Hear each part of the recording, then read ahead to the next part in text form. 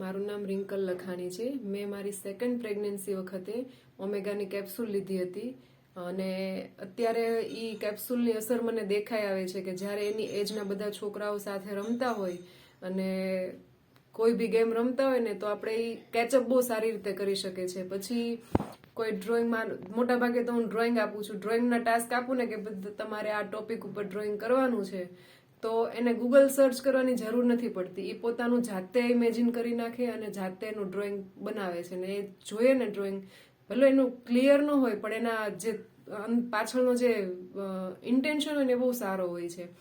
અને નવું નવું મતલબમાં મમ્મીની પાછળ નથી પડી રહેતી કે મમ્મા આવું કરવું છે તો શું કરું. બસ એ જાતે એના આઈડિયા લાવે છે અને જાતે બનાવી શકે છે. તો મને આ ઓમેગાની કેપ્સ્યુલથી માઇન્ડ એનો ગ્રોથ બહુ સારો દેખાય છે.